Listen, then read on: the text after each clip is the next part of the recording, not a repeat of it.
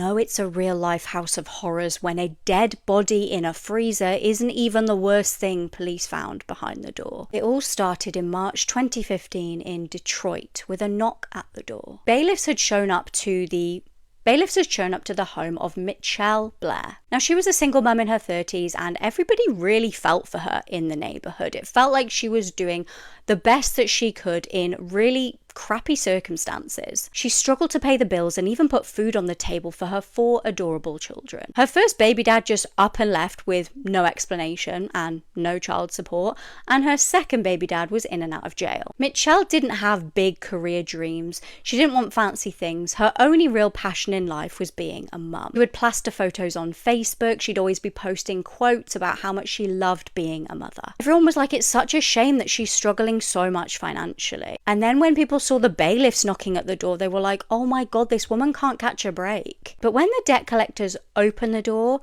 they yelled out and got no reply. The house was eerily quiet. It was echoing. There were brightly coloured children's drawings on the walls, but the rest of the house kind of seemed terrifying. There was empty bottles just slung in the sink, what looked like human hair. It clearly had not been cleaned for years. Where the hell was everybody? There were supposed to be 5 people living in this home. The bailiffs had a job to do, and they presumed, right, clearly nobody lives in this house anymore. Nobody could live in this state. It's obviously abandoned. Let's start moving the furniture. And they started moving things, but one thing that just wouldn't shift was a big chest freezer. They were like, this is so heavy, we need to actually probably empty it before we move it. When they opened it up, they locked eyes with a body. The body of a child. And that was not even the worst part. Police were called to the scene and they started taking horrifying crime scene photos of this body in the freezer, a teenage girl. And when they looked a little closer, they realized it wasn't a body. It was 2. Underneath the girl was a frozen little boy. 13-year-old Stoney and 9-year-old Stephen were dead. Where the hell was everybody else? Well, all this commotion at Mitchell's house started causing quite a fuss in the local neighborhood. And it just so happened that Mitchell herself was a few doors down babysitting with her 2 other children, the 2 children that hadn't been murdered. And police were like, I don't know what's going on here, but she knows something. Now, very quickly, Michelle confessed. And I don't know about you, but what she did next is even more shocking to me. She was arrested and her 7-year-old and her 17-year-old were taken away, thank God. And the autopsy showed that her 2 victims had been tortured, slapped, punched, strangled, burned, forced to drink window cleaner. She admitted that the little boy was killed first. She choked him with a belt. 9 months later, her daughter Stoney received the same fate. Her other 2 children had to just carry on their lives as if their siblings hadn't been murdered. Absolutely horrific. Imagine the absolute terror they must have felt. When she pled guilty in court, she told the judge, I don't feel remorse for the death of those demons. Honestly, wild. She was given life without parole. She was found inside of her son's hockey bag. 51-year-old Orsolia Gall lived in Queens, New York with her husband Howard Klein and their 2 sons who were 17 and 13 years old. For the past 10 years, they had been living together in this big, beautiful house valued at $2 million. At first glance, their life seemed perfect. They were always traveling and posting happy photos on Facebook. Orsolia was born in Hungary. She was beautiful, kind, and very well liked by her neighbors. And not only that, she was a mother who was very dedicated to her 2 sons. Howard was a founding partner for an investment firm and Orsolia was a stay-at-home mom. In April of 2022, Howard and his 17-year-old son left the city to go visit some different universities in hopes that he would find the perfect one. Meanwhile, Orsolia stayed at home with her 13-year-old son. Just a day after their departure, the most terrifying thing would happen. On April 15th of 2022, Orsolia was working in her garden for a couple of hours, and later that night, she went out with friends to Manhattan while her 13-year-old son stayed home. When she was out with her friends, they went to a play, then they went to a bar that was not too far from her home. She was at that bar for about 40 minutes, and then she decided she was going to go home alone, and when she arrived home, it was about midnight. Next day, on the 16th, around 8 a.m., a person was walking their dogs when they noticed a suspicious-looking black bag. At first glance, it looked like there was a mannequin in the bag, but as he was looking closer, it was actually the lifeless body of a woman. Once police arrived to the scene, they were able to verify that it was the body of a woman, and it looked like she had been attacked with a knife. They also noticed that there was a trace of blood coming from the bag, and it actually led to Orsolia's house. Police arrived at the home, and that's when they found a 13-year-old boy at the top of the stairs, nervous because he couldn't find his mom. At the time, police were convinced that the 13-year-old was the one who ended his mother's life, so he was handcuffed and taken to the police station. But he was eventually released and placed in the care of an adult. The next step was to let Howard know, so a police officer called Howard to let him know that his wife had been unalived, and at first he was in shock, but later it made kind of sense because he had gotten a text message from his wife's phone that said, "Your family will be next." An autopsy revealed that Orsolia had been stabbed to death in her torso, neck, and arm. While investigators were taking a look at the home, it revealed that the attack happened on the ground floor while her son was asleep on the second floor. Then everything continued in the basement, and Orsolia's body was put in her son's hockey bag. Once they took a look down at the basement, they found the weapon, and also Orsolia's laptop was missing. So this made investigators believe that Orsolia knew her attacker. Luckily, the home had security cameras, so they were able to identify who did this to Orsolia. As they were looking at the tapes around 12:40 a.m., a man enters the home shortly after Orsolia had got home. And around 4:30 a.m., a man is seen leaving through the side door dragging that black hockey bag. And that man was identified as 44-year-old David Bonola. Eventually, on April 20th, David surrendered to the police and he was arrested. David stated that the family had hired him as a maintenance worker for the home, and him and Orsolia started an intimate relationship for about 2 years. Investigators had been taking a look on Facebook and saw that the couple had been exchanging messages since spring of 2020. David stated that he went to her home that night to have a talk with her, but eventually he got very angry because he believed that she gave him HIV. On November 1st of 2022, David pled guilty to first-degree manslaughter and could face up to 25 years in prison. This man's murder changed America forever. He thought that he was getting a lift home, but he would never make it. I'm True Crime Caitlin, and this is the murder of James Byrd Jr. 49-year-old James Byrd Jr. was a married father of 3 living in Jasper, Texas. He was a very well-known man within his local community for how much of a warm person he was. He was extremely friendly, he was chatty, he would stop and talk to anyone, he was kind, he was trusting, and he was someone that everybody liked. James was considered partially disabled after he was involved in a road traffic accident where he was actually hit by a moving vehicle. His body never fully recovered from the accident, and so sometimes he would have trouble walking. He would be in a lot of pain when he was walking, and so sometimes he would rely on a cane to help him get from A to B. In the early hours of the 7th of June 1998, James was walking home after attending a party with family and friends in Jasper, Texas. As he was walking home, a pickup truck pulled up alongside him, the 3 men inside asking James if he wanted a lift. He gratefully kindly accepted and climbed inside. The 3 men inside of the truck were extremely drunk. They had been out drinking all of that night before, and they were actually out and about cruising in the truck looking for young women. That is when they came across James. Instead of driving James home, which they promised that they were going to do,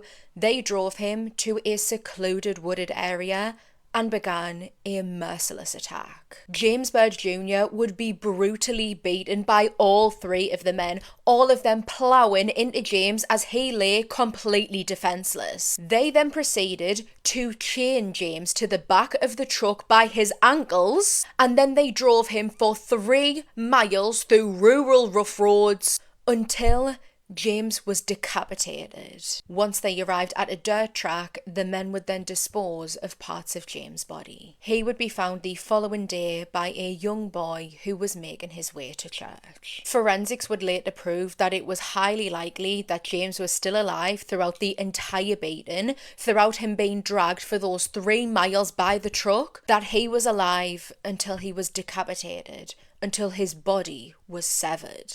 The 3 men that were involved were very quickly arrested. They were arrested literally the next day.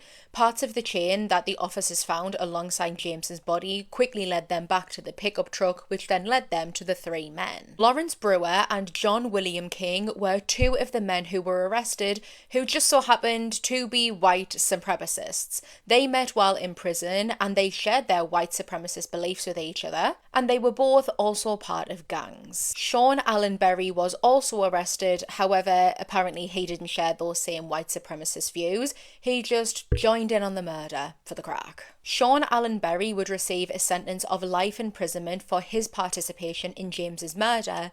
The two other men, however, would be handed the death penalty. The 21st of September 2011 was Lawrence Brewer's execution date, and just like they had for the past 87 years, in the days leading up to his execution, he was asked what he wanted for his final meal, and what he ordered was absolutely ridiculous. He ordered 2 chicken fried steaks covered in gravy with sliced onions, a triple bacon cheeseburger, a cheese omelette with ground beef, tomatoes, onions, peppers and jalapenos, a large bowl of fried okra with ketchup, a pound of barbecue meat with a half and half loaf of white bread, 3 fajitas with all the trimmings, a meat lover's pizza, a pint of ice cream, a slab of peanut butter fudge, and 3 root beers. When he was presented with all of this food, with the feast, enough to probably feed most of the men in the prison, Lawrence refused to take a single bite and said that he wasn't hungry. This was his final act of defiance, and it was this act that pushed Texas to no longer offer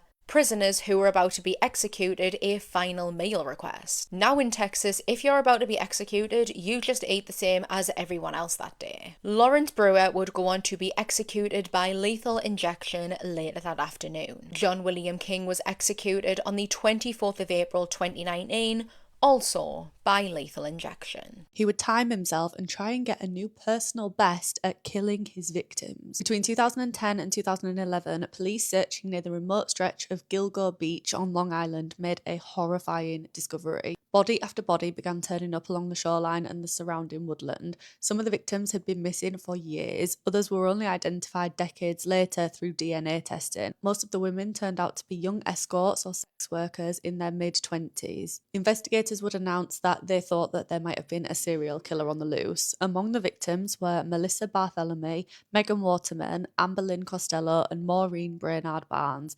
Later, they would be referred to as the Gilgo Beach Four. The women had all disappeared between 2007 and 2010 before their remains were discovered, wrapped up in burlap in December 2010. But those weren't actually the only remains that were found. In 1993, the body of 28-year-old Sandra Costilla had been discovered in a wooded area near Southampton. Then, more than a decade later, everything changed. In January 2022, a new task force was formed to reinvestigate the Gilgo Beach murders using updated technology, and just over a year later, on the 13th of July 2023, investigators arrested 59-year-old architect Rex Heuermann outside his Manhattan office. To his neighbours in Massapequa Park, Rex seemed strange but quite ordinary. He lived in the same house that he grew up in with his mum, a rundown property that noticeably stood out among the other houses because every other house looked really nice and his was really shabby, kind of like Malcolm in the Middle, you know how their house was run down compared to everybody else's. And in 1994, he founded RH Consultants and Associates in New York, who had some huge business clients, including Target, American Airlines, and Foot Locker. Rex went on to meet a girl called Asa, and they ended up getting married. Together, they raised Asa's son from her first marriage, and then they went on to have a daughter called Victoria. Behind this normal family man, investigators allege that Rex was actually living a secret double life. Police said that key evidence came from phone records, burner phones, and DNA recovered from the victims' remains.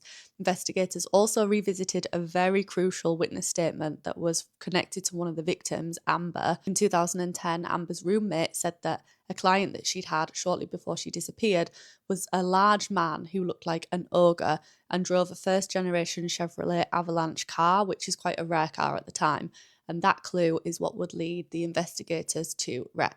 Rex would be charged with the murders of all 4 of the Gilgo Beach victims, and then later on in another wooded area, some more victims were found. They were Jessica Taylor and Valerie Mack. Rex would be charged with the murders of all of the Gilgo Beach 4 victims. Police then went on to do another search of Rex's home. This was a big search. It lasted about a week, and they found 279 different weapons, and there was a massive vault that you could literally walk into because it was that big. On the 6th of June 2024, Rex was charged with the murders of Sandra Costilla and Jessica Taylor. He pled not guilty to all of these, and over time, prosecutors connected Rex to more deaths linked to the Gilgo Beach investigation. According to investigators, Rex would use burner phones to contact the victims. He would lure them with money to his house. He would murder them while his wife was away, and then he would wrap their bodies up in burlap before dumping them along isolated stretches near Gilgo Beach. It was also alleged that Rex would develop what he described as a methodical 4-day ritual. The first day involved preparing and cleaning the basement. The second day would be when Rex welcomed the victim in and lured them into his house. He would act all friendly and nice before he would murder them. This was when he would have his fun and spend hours with the body before disposing of it later that night. The third day focused on the cleanup of evidence, and the fourth day was reserved for handling any problems that occurred during the other days. So like an extra day just in case any additional work was needed. He also allegedly bragged after he got caught that he could dispose of a body in just 37 seconds. In April of 2026, Rex Heuermann pled guilty to 7 counts of murder and admitted to intentionally causing the death of an 8th victim, Karen Vergata, who disappeared in 1996. His sentencing is scheduled for June this year, where he's expected to receive life in prison without the possibility of parole. I covered the David case a while back. Since then, a lot of new information has been reported on. Let's talk about it. Quick recap for anyone who needs it. Celeste Hernandez was a 14-year-old girl from California whose dismembered and decomposing remains were discovered on September 8th, 2025, stuffed inside the front trunk of a Tesla registered to rising pop star singer David. Real name David Anthony Burke. The car was at a tow yard. Prosecutors allege that now 21-year-old David, who had been involved with Celeste allegedly since she was 13 years old or possibly younger, murdered her on the night of April 23rd, 2025 after she threatened to expose the relationship and destroy his music career just 2 days before the release of his debut album. In April of 2026, he was arrested and charged with first-degree murder, continuous SA of a child, and dismemberment of human remains. He has pleaded not guilty on all counts. This case is still ongoing, so David is innocent until proven guilty in a court of law. So according to the prosecution, this is what they believe to be true. This is what they think they can prove happened and what they plan on arguing when this eventually does go to trial. David and Celeste first met in January of 2022 when she was only 11 years old. They began a romantic relationship in November of 2023 when Celeste was 13 years old and David was 18. Over the following year, Celeste spent a significant amount with David, including summer weekends at his Hollywood Hills homes and trips to Vegas, London, and Texas. They had matching tattoos on their right index finger, and Celeste also had his name, David, tattooed on her left ring finger. When Celeste's parents reported her missing in early 2024, Riverside County officials found David's phone number in her phone records and they contacted him. Los Angeles County officials then conducted a wellness check at David's rental home on February 17th of 2024, and they told him then that Celeste was only 13 years old. This was a previous time that she went missing, but despite this, prosecutors alleged that David, quote, continued to pursue her, allegedly even paying a junior high school student in Celeste's class $1,000 to give her a cell phone so that he could contact her without her parents knowing. In March of 2025, Celeste sent David a text message that prosecutors have now entered in as evidence. It read, quote, "All we do is have just hang out, man. I want more than that for myself," end quote. The night before Celeste is believed to have been murdered, she and David had a lengthy argument. Text messages describing how she had become extremely upset, jealous over his relationships with other women and girls, and angry that he had led her to believe that they had a future together. She threatened to disclose damaging information regarding their relationship to, quote, end his career and destroy his life, end quote. The timing of that argument is important because David's debut album, Withered, was scheduled to release in April of 2025, just 2 days away, 2 days after that argument. He had product endorsements, he had a lot of contracts signed, and he also had an entire world tour booked. According to the prosecution, on April 23rd of 2025, David sent an Uber to go pick up Celeste from her house at approximately 8:40 p.m. We also know that Celeste told her family members that she was going to go hang out with a guy named David. She arrived at his Hollywood Hills home around 10:10 p.m. Prosecutors say that within minutes of her arriving, David ended her life. At approximately 10:30 p.m., just 20 minutes after Celeste had arrived at his house, David allegedly texted Celeste's phone asking where she was. Prosecutors described this as part of, quote, premeditated plan to cover up the murder as she was already dead by this time, end quote. Her date of death was officially listed as, quote, on or about April 23rd, 2025, end quote. What followed, according to prosecutors, was one of the most methodical and disturbing cover-up attempts in recent Los Angeles criminal history. David bought 2 online that he then used to dismember Celeste's body in an inflatable pool. He also purchased a body bag and heavy-duty laundry bags. Prosecutors believe that Celeste's body was dismembered on May 5th, approximately 2 weeks after the murder. During a later search at his Hollywood Hills home, LAPD reportedly found evidence inside of the garage consistent with the dismemberment of Celeste's body. Samples were tested and they matched her DNA. The inflatable pool was also located, and officers noted that it had multiple little cuts. Small blue plastic fragments were also found embedded in the remains, and an expert with the Los Angeles Police Department made, quote, a physical fit match from the blue fragments to the blue inflatable pool, end quote, in which they believe that Celeste's body was dismembered. So he did what he did inside of the inflatable pool to not get evidence everywhere, I guess, and they believe that there is evidence of that not only in the pool, but also directly on the remains. Prosecutors alleged that David then, quote, amputated her left ring and pinky fingers because her ring finger contained a tattoo of his name, end quote. Her fingers have still not yet been recovered.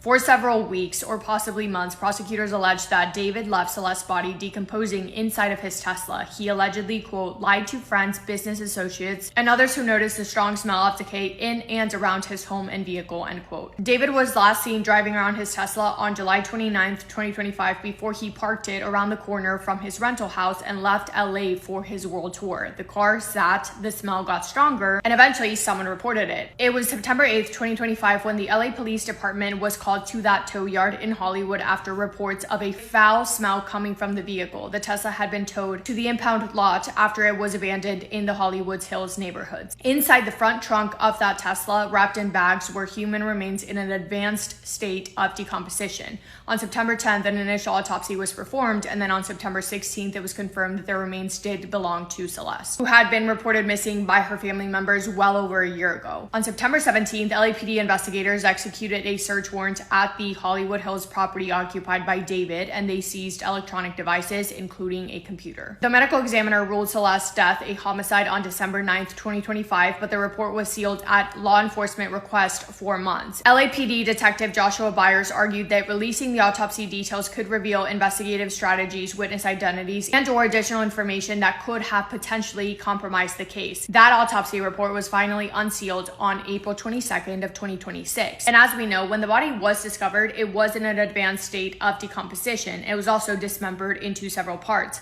It's from those results as well that we now know that some of her fingers were not there. On April 16th, 2026, nearly 7 months after the remains were found, David Anthony Burke was arrested by the LAPD. Prosecutors claim to have 40 terabytes worth of evidence, including data that they took from phones, computer tablets, and David's iCloud. And following his arrest, prosecutors reported finding a, quote, significant amount of CSAM on his iCloud storage account. Other evidence they also obtained include photos of Celeste and David engaging in activity, if you know what I'm talking about, as well as text messages showing how David allegedly manipulated her. Please keep in mind, she was a child, he was not. As of where the case stands today, the preliminary hearing, that hearing is where a judge will determine whether there is or isn't enough evidence for this case to move to trial. That has been postponed from May 1st to May 26, 2026, after the defense requested more time to review just how much evidence there was. Defense attorneys have also expressed concern about the fact that this case is receiving a lot of media attention, raising concerns about being able to find a fair jury.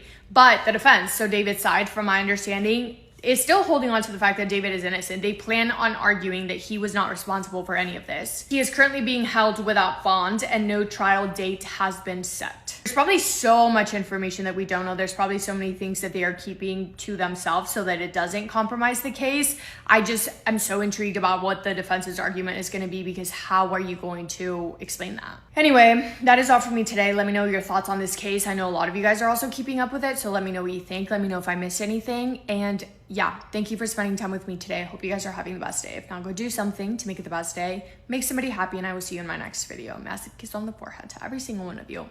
Imagine your dad on his deathbed leaning over to you and saying, "I'm not who you think I am. The FBI has been looking for me for 50 years. This is the case of Ted Conrad. So it's 1969, and Ted Conrad, he's 20 years old. He's working as a teller at Society National Bank in Cleveland.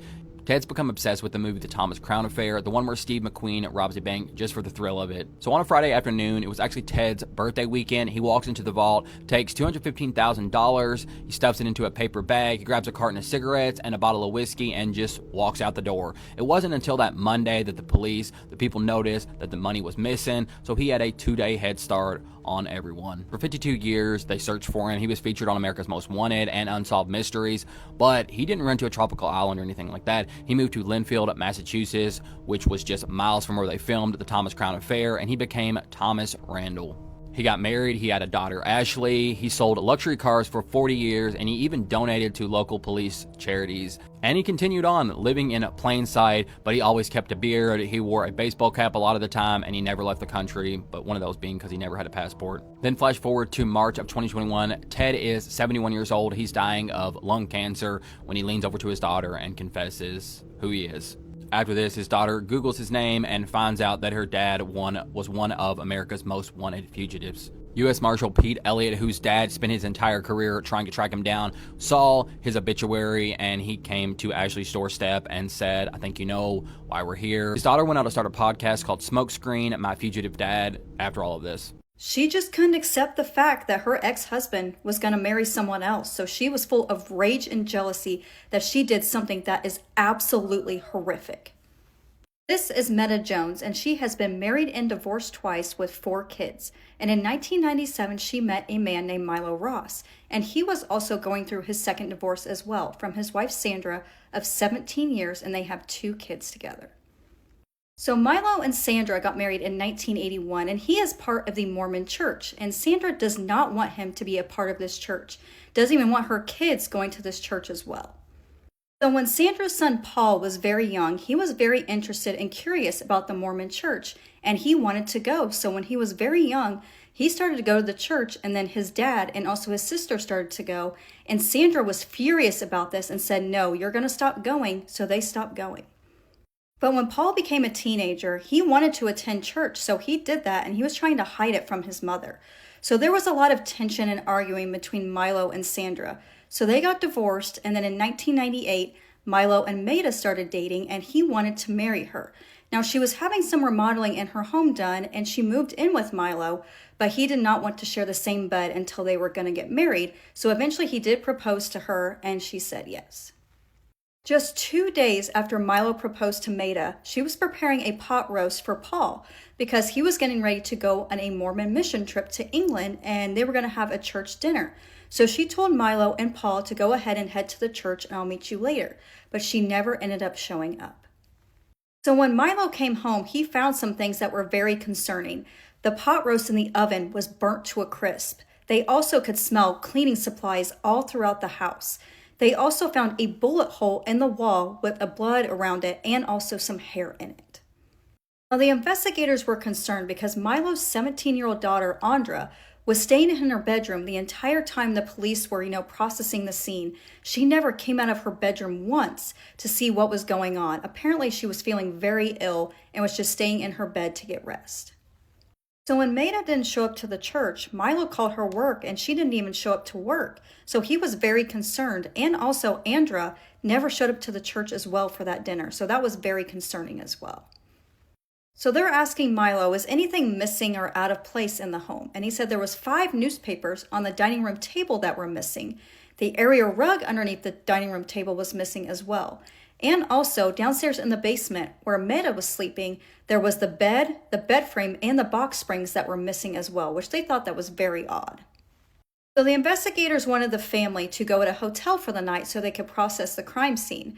But Andra, she really wanted her pickup truck, but they said, no, we will just have someone drive you. But she was really adamant about wanting that pickup truck. But they made a decision for her to leave it at the home because they believe it might be part of the crime scene. So in the dining room, they did find a small caliber bullet, possibly from a .22. They also investigated Andra's pickup truck, and they did find what looked like bloodstains in the bed of her truck. So thank goodness they did not let her have that truck. Police get a call from Sandra's mother, Colleen, and said that her daughter is very ornery and very mean and angry when she drinks and believes she does have a drinking problem. Now, in her mind, she believes that her and Milo are still married, and she cannot accept the fact that he is moving on. Sandra was just infuriated that a new woman was basically taking her place, moving into the home that she shared with her ex-husband, being the new mother to her kids, and she was not happy that her son Paul was taking this mission trip to England. Colleen saw her daughter Sandra the morning that Meta disappeared, and she was more angry than usual, and she had a .22 caliber pistol on her and even made the comment that she should murder Maida. Investigators find out that Sandra has a storage unit, and right outside of the unit, they found a blue tissue that looked like it had bloodstains on it. So they opened up that storage unit. They find a bed frame, they find the box springs, and also the mattress, and also cleaning supplies with blood on it. So the investigators really believe that 17-year-old Andra is involved with this. So they go to the home, ask her father Milo if it's okay to interview her. So he's in the room, and she wants her father to leave the room so she could talk to them in private. So what she tells them, she says, I need to tell you something first before we get started. The head is not with the body. So it starts with Sandra asking her daughter to help retrieve a bed from her ex-husband's home. So they both go over to the house, but Meta is still there cooking. So Meta and Sandra get into this heated argument and then tells her daughter to go wait downstairs in the basement. So she hears them arguing, and then all of a sudden she hears a firearm go off. And then a few seconds later, hears it go off again. So Andrea does help her mother dispose of Meta's body. So that's when they wrap her up in the rug, put her in the back of the pickup truck, and then they drive to this large canal. Once they get there, Sandra takes Meta's body out, completely disrobes her, and then takes a hunting knife and cuts her head off, and then throws her head into the canal and then drags her body into the canal. So they were able to drain the canal, and they did eventually find Meta's head, and then about a half mile down the canal, they found the rest of her body. So Sandra and Andra were arrested on homicide. So while Sandra is being booked and they're going through her personal belongings, in her pocket, they find a large hunting knife. They also find Meta's engagement ring in her pocket. They do get the autopsy report, and they do confirm it is Meta's body, and her cause of death was 2 bullets to the head. Even though they have a lot of evidence against Sandra, they are still digging into her background, and they noticed something. About 8 years ago, there was an incident with Milo's first wife, Vicky. So they both got married in about the 1960s and then divorced in the 1980s. So when Milo married his second wife, Sandra, Vicky and Milo were still in touch, and Sandra was not happy about this. So there was a fire that broke out at Vicky's home, but Vicky survived, but there was someone that did pass away in the home. So they are wondering, did Sandra have something to do with this? But they declared this as an accident. They believe it was an electrical fire, and this case was closed. So Sandra was never charged with starting this fire. In 1998, Andra took a plea deal. They only charged her as a juvenile, and she was sentenced to 2 years probation. Now, they really do believe she only did this because she was afraid of her mother, of what she would do to her if she didn't help her out. But she did agree to testify against her own mother as well. Sandra also decided to plead guilty as well to second-degree homicide, and she was sentenced to 25 years to life, and she was eligible for parole in the year 2023, but I'm not quite sure if she got out on parole or if she is still behind bars. This is more than jealousy and obsession. This is psychotic. Sandra could not accept the fact that her ex-husband was moving on with someone else, and this new woman, Meta, was going to take her place. So not only does she brutally take her life, that wasn't enough. So she takes her to the canal, disrobes her, cuts her head off, and then one last middle finger to her was to take her engagement ring and take it for herself and keep it. And then to also get her young teenage daughter involved. Now, I don't believe she really wanted to help her mother. She probably was scared of her mom and what she would do to her if she didn't help. But do you believe that Andra should have been charged at all? I mean, she only got probation, so she really got a light sentence compared to her mother, but I believe she really didn't want to help her, but was afraid of what her mother would do to her. But I would love to know your thoughts about this, but this was absolutely wild. I love you guys. We'll see you in the next one, and please take care of yourselves. Why is it always the fat asses that are starving their children? Whoa, I'm going to offend someone with that one. But for real, why is it always the fat ass motherfuckers who were allegedly starving their children? This piece of shit is Melissa Goodman, and she was a stepmother of a 14-year-old little girl, and she allegedly starved that 14-year-old and kept them locked up with an alarm on the door. Now, she has just been convicted of severely abusing her 14-year-old stepdaughter, who authorities found weighing just 35 pounds. My 4-year-old weighs 35 pounds. Now, Melissa Goodman pleaded no contest this week to 1 count each of chronic neglect of a child resulting in great bodily harm, chronic neglect resulting in emotional damage, and false imprisonment. She is one of 4 adults charged in connection with the horrific abuse and is the first to be convicted. Walter S. Goodman, the girl's father, as well as Savannah Lefevre and Kayla Stimler, all of them fat asses, have also been charged. Now, back in August of 2025, Walter Goodman called 911 at about 5:30 p.m. and reported that his daughter was autistic and had not eaten in the last 4 or 5 days and now appeared to be comatose. She's just laying there with her eyes open all creepily, Walter Goodman told the dispatcher. He added that the victim does a lot of self-harm, so her legs look horrible. He also said that his daughter was underweight because she just don't eat. When first responders arrived, they said the victim appeared to be severely underweight and malnourished, noting that her collarbone, rib cage, hip, and cheekbones were very prominent and that she looked to be the size of a 6 to 8 year old. She was transported to St. Vincent Hospital in Green Bay. However, due to the severity of her condition, she was soon airlifted to Children's Hospital in Milwaukee for more specialized treatment. Medical personnel determined that she had suffered a very large bruise on her forehead, had a glucose level of 24 and a temperature of 100.6, was hypothermic, and was suffering from multiple bed sores. She was diagnosed with severe malnourishment, and doctors said they were highly concerned that she could suffer catastrophic organ failure within 72 hours. Doctors also noted there was no medical records for the victim from the last 5 years at least, which is about the time her mother went to jail and she began living with her father's stepmother and adult stepsister. Walter Goodman told authorities his daughter had been sick and just throwing up for about the last 6 days, but said he had not sought medical assistance, calling her condition normal kid stuff. He explained that the victim's mother was diabetic, and while the victim had never been tested for the disease, he thought her sugar might be low. So I gave her a little bit of wild cherry Pepsi, Walter told the police. During the initial investigation, Walter told police he had put a camera in his daughter's bedroom because she self-harms and picks at herself. He also said he had installed an alarm on the victim's door because she did not sleep, claiming she would stay awake for 1 to 3 weeks at a time.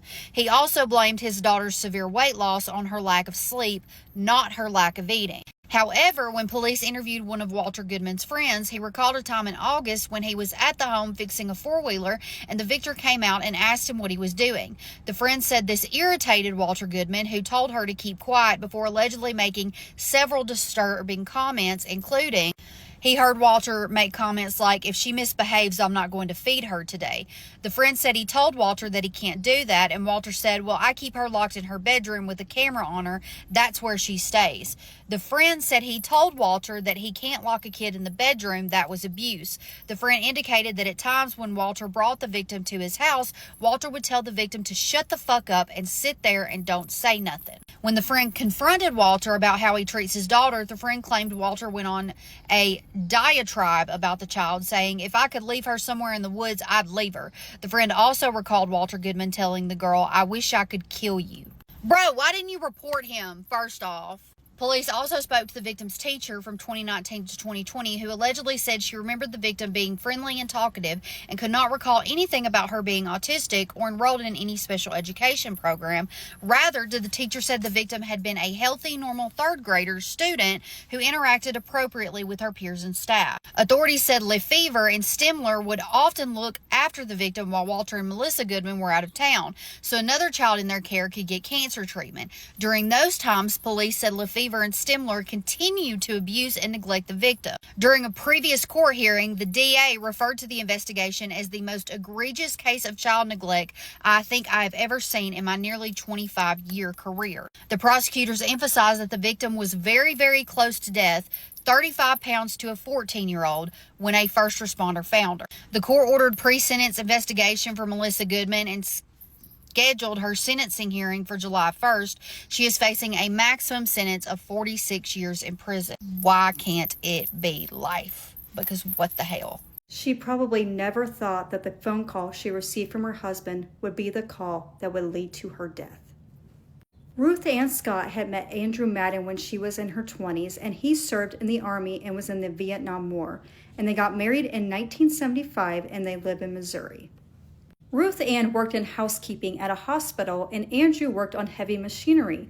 But over the years, his health started to decline. He got cancer, and he was in a wheelchair. He was able to walk, but he had balance issues. So Ruth Ann decided to work full-time and became the housekeeping manager so she could keep the family afloat. But Ruth Ann still needed help with taking care of Andy, so the VA was able to get him a home health care aide, and this is Karen Clowers. And she helped with the housework, giving him meals and also helping with his medication. August 9th, 2002, multiple people called into 911 stating that they were driving by this parking lot that's kind of off of the highway where they saw a woman on the ground and her vehicle was still running. So when the police arrived, they all thought at first that she had taken her own life. But upon further examination, there was no weapon at the scene and she had one single bullet wound to the head, so this was homicide.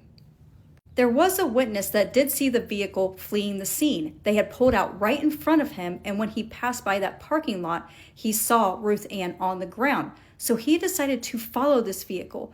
But the vehicle ended up getting on the highway, and they were going about 80 to 90 miles an hour, and he's thinking, this is too dangerous. I'm just going to stop this, and I'll just go back and give my statement. Now, he didn't get the license plate, but he gave a good description of the vehicle. It was a white Chevy Lumina with tinted windows.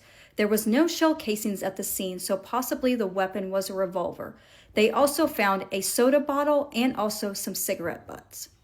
They had also found some hairs in Ruth Ann's hand, possibly from her assailant, and there was some type of a struggle.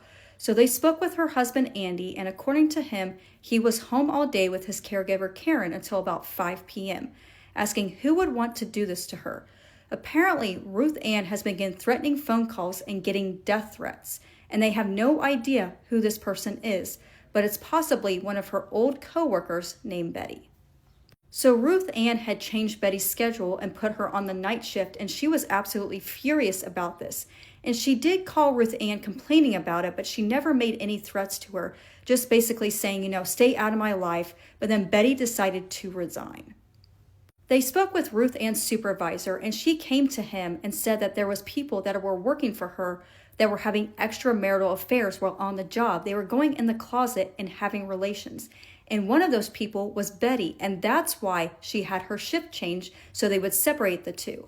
But they interviewed Betty. She has an airtight alibi, and she has no connection to this murder.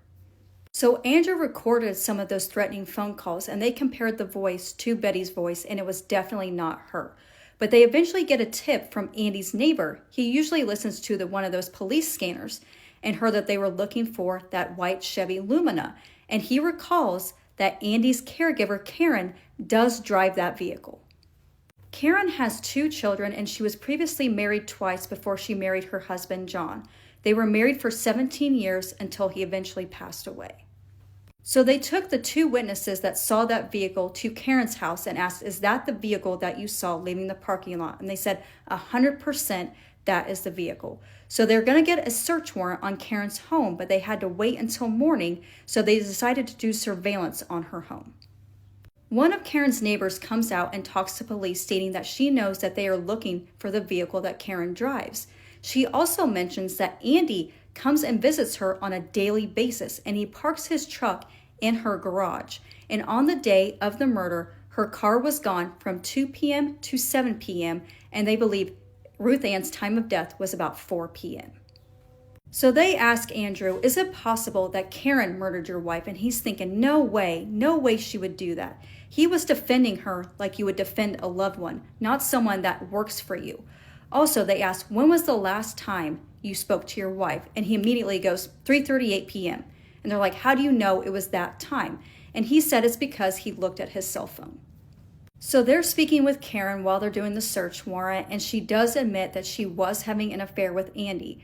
They also find in her vehicle the same cigarettes that were found at the crime scene, so they decided to bring her in for a more formal interview.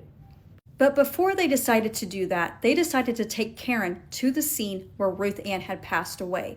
So they get her out of the vehicle and take her right to the spot where she had passed away, and she just starts vomiting all over the place, and they know exactly what this means. So they go ahead and take her to the station for her formal interview. So Karen's having a conversation with her son-in-law, John, claiming that she's in love with Andy and wishes she could keep him forever and get Ruth Ann out of the way. Possibly they could get a divorce. But John's like, I can help with that. So he just shows up unexpectedly, takes Karen's vehicle around 2 to 3 p.m. He's gone for a couple hours and then comes back and says, it's done. Just don't say anything, otherwise you'll be in a lot of trouble.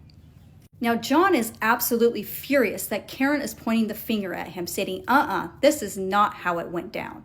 So Karen had offered him $5,000 to murder Ruth Ann, but he didn't go through with it. He just took the money, spent it on bills and whatever else he wanted.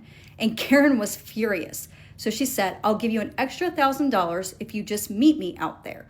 So they met out there, and the plan was to lure Ruth Ann by saying that Karen was having car trouble. So eventually, she's showing him how to use this firearm, and he's like, nope, I'm not doing this. I don't want to be involved. But then Ruth Ann pulls up, and he goes and hides between a few vehicles. But then Karen takes that firearm out, and Ruth Ann comes up and saying, what's wrong? Did you find out what's wrong? She just pulls out that firearm and fires directly into her head. And they do eventually get information that Andy was also involved. Now, Andy was the one who had called his wife Ruth Ann, stating that Karen's car had been broken down. So he knew once Ruth Ann went out there to meet Karen, she was going to be murdered. And he realized he made a stupid mistake. He said he should have just divorced Ruth Ann, and that he was in love with his wife, but also in love with Karen. So they confront Karen, and then she does admit to shooting Ruth Ann, but claims it was an accident. But how do you explain the hair in Ruth Ann's hand? But they believe, she pulled that firearm up, and Ruth Ann's thinking, what's going on? So maybe there was a struggle. Maybe she was trying to get the firearm away from her, grabbed her hair, but then eventually the firearm went off and went into her head. But we're not quite sure if it was really accidental or she intentionally fired into her head. They were going to conduct a search warrant on John's home when they spoke to his wife, which is Karen's daughter. And she was the one that was making the harassing phone calls to Ruth Ann. But she had no idea who she was calling and why she was doing this. Her mother asked her to do this and had her hand cover the mouthpiece and then talk in a deep voice. She claimed it was because there was some, fight at a bar or something like that. She had no idea what exactly was going on. John was charged with conspiracy, and he pled guilty, and he was sentenced to 15 years in prison. Andy decided to plead guilty to second-degree homicide, and he was sentenced to 30 years in prison. And then Karen pled guilty to second-degree homicide and was sentenced to life in prison, but she passed away in prison at the age of 54 in 2011. They don't believe that Ruth Ann ever knew that her husband Andy was having an affair with his own caregiver Karen, and I don't think she ever expected that phone call her husband made would lead it to her death. It's just absolutely heartbreaking. They were married for years and years, and she probably never thought in a million years that her own husband would conspire to have her murdered. It's just so heartbreaking, and my heart goes out to Ruth Ann and also her entire family. But let me know what you guys thought of this story in the comments. Thanks for watching. I love you all. We'll see you in the next one, and please take care of yourselves. Okay, I have to be quick. I'm pretty sure I just figured out another theory as to why patients have schizophrenia. Okay, right now they have theories, but they don't actually have an answer, and I'm pretty sure I just discovered the fucking answer, right? We had to do a research paper of our choice, and I chose schizophrenia. Going down this rabbit hole, I'm pretty sure I just put the pieces together. So right now, the theories, they mostly focus on the amygdala and the hippocampus. Everybody knows the amygdala. The hippocampus focuses on memory recall. It is specifically there to help you remember shit, but it is not specifically the first core connector when you gather new information. When you gather new information, you form a new thought, you have new information from your environment, somebody's talking to you, anything else like that. That specifically goes through the thalamus first. Then once it is done cycling through the thalamus, basically see your thalamus as like a post office, right? So you're receiving all these letters, all these pulses, and then it processes it through the neurons inside of it, because there are so many neurons inside of there, and then it transfers it and it takes it to whatever part of the brain that it needs to, correct? Inside the thalamus, you have the glutamus, and the glutamus is basically 80% of it is compiled of glucose. And when you hear glucose, what do you hear? You hear diabetes, right? You look at the glucose levels within patients that have schizophrenia, their levels are all over the fucking place, right? That's why they're at higher risk of developing diabetes if you have schizophrenia, okay? The antipsychotics that are being provided to these patients do not focus on glucose whatsoever. They kind of act like acetaminophen, like Tylenol almost. So Tylenol blocks pain receptors, right? Whereas the typical antipsychotics, they focus on dopamine, right? They focus on the dopamine receptors, but they don't actually help out with the leak inside of the thalamus with the glucose, okay? So this metabolic gap, essentially, it's these antipsychotics, they disrupt the glucose regulation as a side effect. So essentially, they're putting a band-aid over it, similar as to how Tylenol does, but if they were to actually look into thalamus and regulate their glucose levels, I'm curious as to see how that would react to them. So for example, certain medications such as, and I might butcher these, olazapine or lazepam and clozapine, right? Those are some of the most common ones provided to these patients, and it specifically just targets dopamine. It does not target the thalamus in any form or fashion. So these actually increase peripheral glucose, which this blockage leads to higher blood sugar and insulin resistance, which is why they're more likely to develop diabetes, right?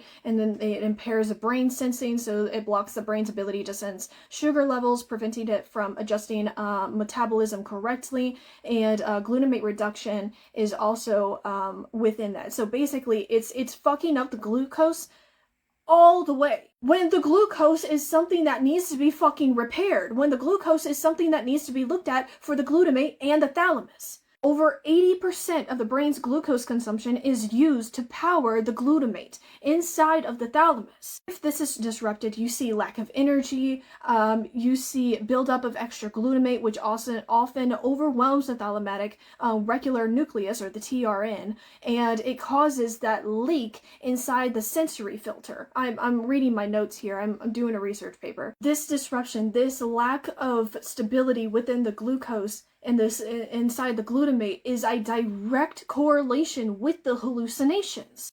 Also goes into effect for social withdrawal as well, and a bunch of other symptoms that they develop. But the thalamus is the first thing that, is in control of that information. So it communicates to the hippocampus. It communicates to the amygdala. They do not communicate first unless you are specifically calling back to a memory, okay? While gray matter regions in the thalamus may show decreased use, some research indicates that higher metabolic rates in white matter tracks connecting the thalamus to the cortex. This insufficiency model suggests that the brain is working harder to relay poorly regulated or leaky information. So when your thalamus is leaking information, it's not able to process, it's not able to communicate everything as it's supposed to, or it's being overwhelmed with information and it's basically blocked, okay? That is what is causing the hallucinations. That is what is causing it, right? So let me ask you this. When you are alone in a dark room, you don't have any sound, you don't have your phone, you have literally nothing, just you in a dark room, what happens?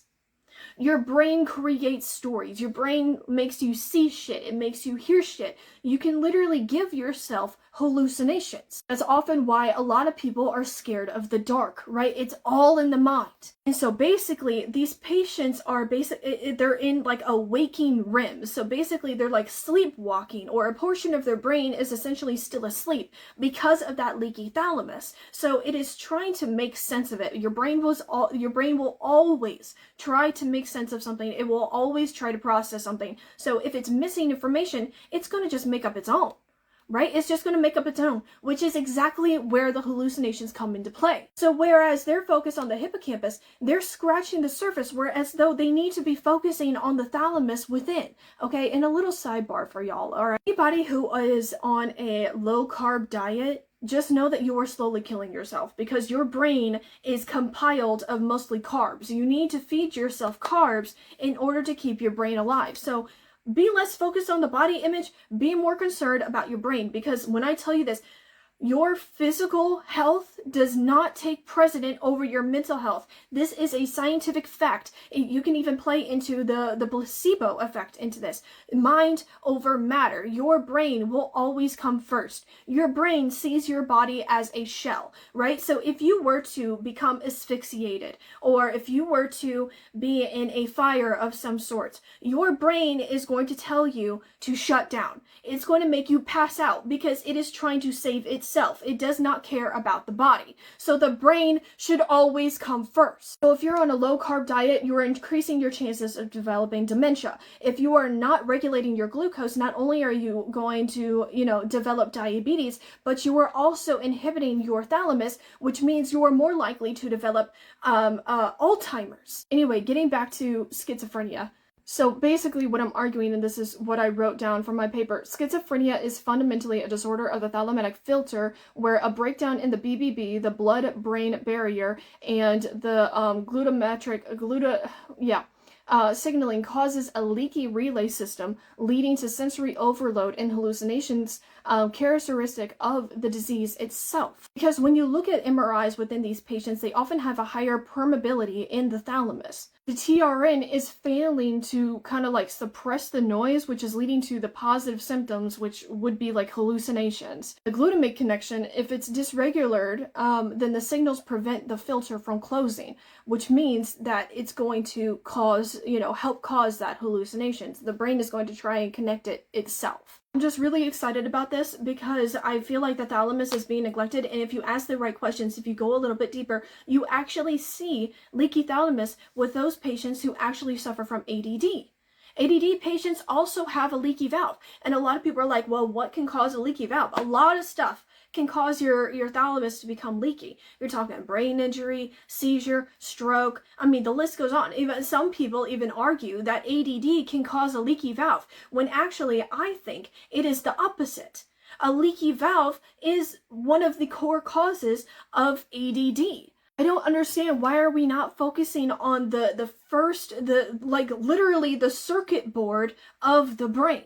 It doesn't make sense to me, and I'm really excited about this because if I am able to present it to the right people, if I am able to give it over to Yale or the Mayo Clinic or any like WashU medicine or anything else like that, maybe they can take this information and they can start studying and take it a little bit further, and we can actually help schizophrenic patients. I really wish that I could have a control group and a group that I focus on their glucose levels and their glutamate, and I want to see how their symptoms react in both what we're used to and this new theory, right? Because the theories that they're doing right now make no fucking sense whatsoever. Are you telling me that you think the hippocampus is responsible for you having hallucinations?